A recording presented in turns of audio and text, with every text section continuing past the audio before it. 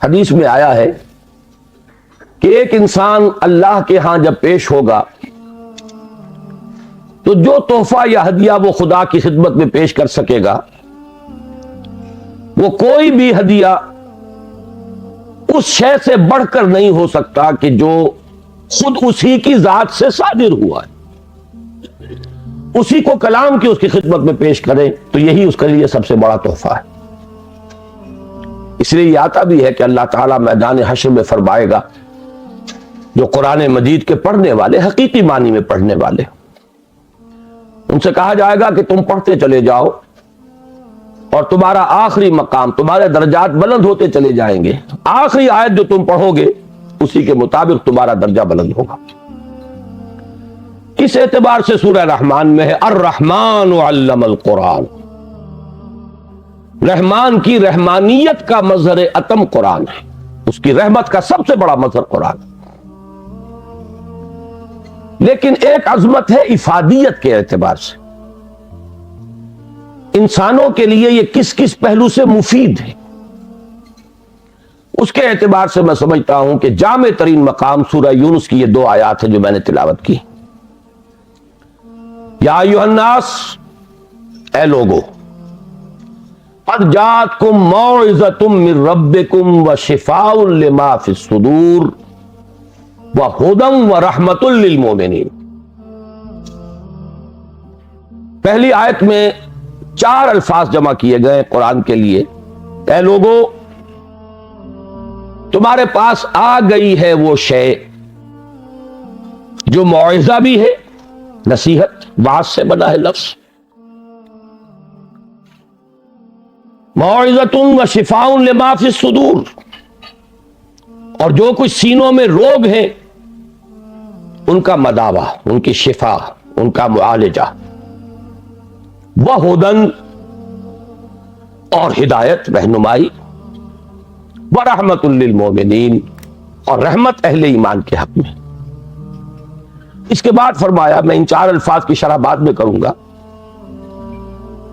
لیکن دوسری آیت کا مفہوم بھی سامنے آ جائے تو اس پہلی آیت کی عظمت جو ہے وہ نکھر کر سامنے آئے گی۔ قل بفضل اللہ وبرحمتہ، اے نبی ان سے کہہ دیجئے یہ اللہ تعالیٰ کے فضل اور اس کی رحمت کا مظہر ہے کہ اس نے یہ کلام نازل فرمایا۔ فبذالک فلیفرحوا، تو چاہیے کہ اس پر خوشیاں منائیں، جشن منائیں کہ اللہ کا یہ فضل اور اللہ کی یہ رحمت ہمارے شامل حال ہوئی، ہمیں عطا ہوئی۔ ہوا خیر مما یجمعون، یہ ان تمام چیزوں سے زیادہ قیمتی اور بہتر ہے جو یہ جمع کرتے ہیں، دولت، مال و اسباب، آسائشوں کا ساز و سامان، راحت کی مختلف چیزیں تو ابھی انسان جمع کرتا ہے۔ ہوا خیر مما یجمعون، ان تمام چیزوں سے جنہیں یہ جمع کرتے ہیں، جن کی قدر و قیمت کا ان کے قلب پر کوئی نقش ہے، ان سب سے کہیں بہتر، کہیں قیمتی، کہیں وقی، کہیں زیادہ قابل قدر شے یہ۔ خوشی منانی ہو تو اس پر مناؤ، جشن منانا ہو تو اس کا مناؤ۔ اب آئیے پلٹ کر ان 4 الفاظ کے اندر ایک بڑا گہرا معنوی ربط ہے۔ عام طور پر آپ دیکھتے ہیں قرآن مجید اپنے لیے ایک ہی لفظ استعمال کرتا ہے، ہدن، الف لام میم ذالک الکتاب لا ریب فیہ ہدی للمتقین۔ اصل شے ہدایت ہے، رہنمائی۔ ابھی رمضان مبارک کی آمد آمد ہے، اس کا جو ذکر ہے سورہ بقرہ ہی میں، شہر رمضان الذی انزل فیہ القرآن ہدی للناس وبینات من الہدی والفرقان۔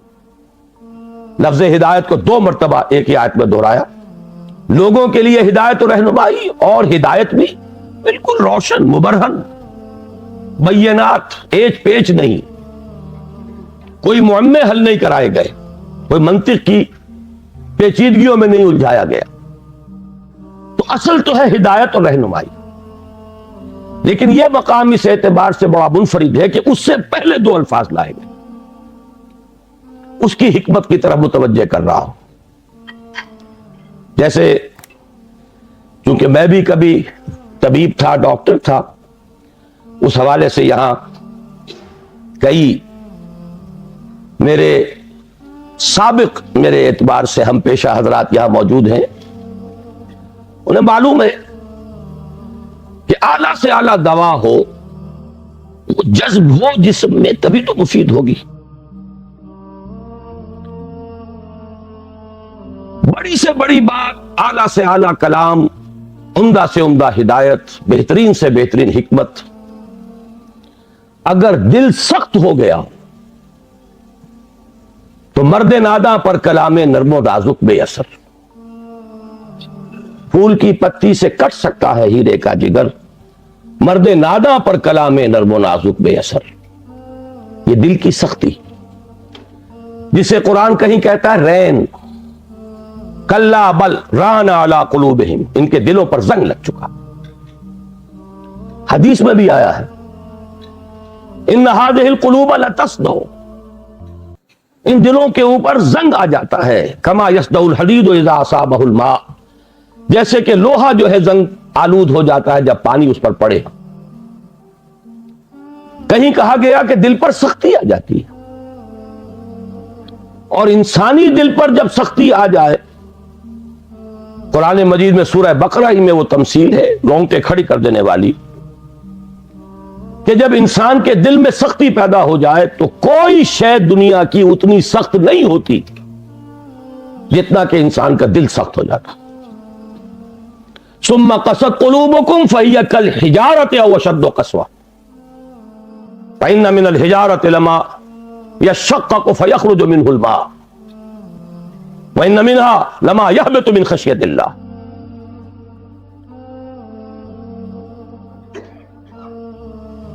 مجھے صحیح الفاظ اس وقت یاد نہیں ہے، لیکن یہ کہ تمثیل یہ ہے، بنی اسرائیل سے خطاب کر کے کہا جا رہا ہے، مذہبی لوگ، کہ تمہارے دل اس کے بعد سخت ہو گئے، اور ایسے سخت کہ پتھروں سے بھی زیادہ سخت۔ پتھروں میں تو وہ بھی ہے جو شک ہو جاتے ہیں، پانی نکل آتا ہے، چشمہ پھوٹ بہتا ہے، ان میں وہ بھی ہیں جو اللہ کی خشیت سے گر پڑتے ہیں۔ لیکن انسان کے دل پر اگر یہ سختی آ جائے تو اب پہلی ضرورت ہے دل کو نرم کرنے کی، اور اس دل کو نرم کرنے کے لیے ضرورت ہے واعظ کی۔ وہ واعظ کہ جو آج ہمارے ہاں بڑی ہی تحقیر والی بات بن گئی ہے، واعظ ہو رہا ہے، یعنی واعظ کوئی عمدہ شے نہیں ہوتی، واعظ کوئی اعلیٰ شے نہیں ہے، کوئی عقلی باتیں ہو، کوئی ریشنل اپروچ ہو، کوئی منطقی بات ہو۔ واعظ کے بارے میں تو بڑے ہی ایک استحقار کے انداز میں کہا جائے یہ واعظ فرما رہے ہیں، حالانکہ واقعہ یہ ہے کہ واعظ کی بڑی ضرورت ہے۔ دل نرم ہوگا تبھی وہ جذب ہوگا، کلام اس میں داخل ہوگا۔ آپ کو معلوم ہے وہ زمین جس کے اوپر کٹا جاتا ہے سخت، کتنی بارش برس جائے وہ پانی ادھر ادھر چلا جائے گا، جذب ہوگا ہی نہیں، لہذا اس کی کوئی افادیت نہیں۔ تو سب سے پہلی شے ہے دل کو نرم کرنے والی۔ ایک حدیث میں اس کا نقشہ کھینچا گیا ہے کہ ایک مرتبہ حضور نے واعظ فرمایا، خطبہ دیا، جس کے بارے میں الفاظ آتے ہیں کہ جس سے دل لرز اٹھے اور آنکھوں سے آنسوؤں کے چشمے جاری ہو گئے۔ صحابہ نے عرض کیا کہ حضور معلوم ہوتا ہے کہ یہ تو کوئی آپ جیسے کہ یہ کلام آپ کا جیسے کسی کو وداع کیا جا رہا ہو، رخصت کیا جا رہا ہو، کوئی ایسی بات ہے تو مزید وصیت فرمائیے، مزید نصیحت فرمائیے۔ تو واعظ کی اپنی جگہ بڑی اہمیت ہے، واعظ قابل حقارت شے نہیں ہے، انسان میں عقل ہی نہیں ہے، جذبات بھی ہیں، جذبات کو خود ایک غذا کی ضرورت ہے، بلکہ انسانوں کی عظیم اکثریت جذبات ہی کی راہ سے اپروچ کی جا سکتی ہے۔ وہ ایک بڑی ہی مائنیوٹ مائنورٹی ہوتی ہے جنہیں آپ انٹلیکچوئلز کہیں، انہیں تو واقعتاً ان کی مجبوری بھی ہے کہ ان پر واس اثر انداز نہیں ہوتا. ان کے لیے ضرورت ہے برہان کی، دلیل کی، استدلال کی، منطق کی. لیکن عظیم اکثریت انسانوں کی اس کے اندر جذبات اور اس جذبے کو اپیل کرنے والی شے. اب مجھے یاد آ گئی بات، حضرت عمر رضی اللہ تعالی عنہ، ان کو موم کرنے والی شے کیا تھی؟ کتنے سخت انسان. آخری فیصلہ یہ ہے کہ دیکھا جائے گا جو کچھ ہو رہا ہے. یہ دارالندوہ میں بیٹھے ہوئے لوگ طے نہیں کر پائیں گے، یہ سوچتے ہی رہ جائیں گے، اور محمد کا جادو چلتا جا رہا ہے. یہ در حقیقت چونکہ ایک ٹرائبل معاشرہ تھا، اس کا بیک گراؤنڈ سمجھ لیجئے. چونکہ حضور صلی اللہ علیہ وسلم کا ساتھ دے رہے تھے آپ کے چچا ابو طالب، and he was the head of the clan. Tribe تو تھا قریش، یہ قبیلہ تھا، اس میں کلینز تھے، جیسے وٹوؤں میں مانے کے، لالے کے، شامت کے. اب یہ چھوٹے چھوٹے گھرانے تقسیم ہوتے چلے جاتے، اور ہر اس خاندان کا ایک سربراہ ہے. اگر اس کے کسی فرد کے خلاف اقدام کیا جائے تو پورے خاندان کو گویا کہ چیلنج کیا گیا. اور ابو طالب حضور کا ساتھ چھوڑنے کو تیار نہیں تھے. لہذا قریش کے راستے میں سب سے بڑی رکاوٹ یہ تھی کہ ہم اگر محمد کے خلاف صلی اللہ علیہ وسلم کو اقدام کریں تو ان فائٹنگ شروع ہو جائے گی قریش کی. اور اتنی عقل انہیں بھی تھی کہ ایک house divided amongst itself can not stand. پورے عرب میں جو ان کا مقام تھا، جو دبدبا تھا، جو انہیں حیثیت حاصل تھی، اگر آپس میں لڑ پڑیں گے تو ختم ہو جائے. یہ چیز تھی جو مصلحت کے تحت روک رہی تھی قریش کو. حضور کے خلاف کوئی فیصلہ کن قدم وہ اٹھا نہیں پا رہے. لیکن حضرت عمر نے فیصلہ کر لیا کہ کموٹ میں اب جو ہوگا دیکھا جائے گا. میں اب ایک دفعہ تو یہ جھگڑا چکا کے آؤں. تلوار لے کے نکلے. راستے میں ایک صاحب مل گئے کہ جو ایمان لا چکے تھے. انہوں نے تیور دیکھے. عمر بن الخطاب جس بات کا فیصلہ کر لے کر گزرنے والا، بڑی حکمت سے ڈائیورٹ کیا. کہاں چلے؟ کہ بس میں اب قصہ چکانے جا رہا ہوں، یہ روز کی کلکل جو ہے اب ختم ہونی چاہیے. انہوں نے جو تیور دیکھے، فرمایا کہ تمہاری تو اپنی بہن ایمان لے آئی، تمہارے بہنوں ایمان لے آئے.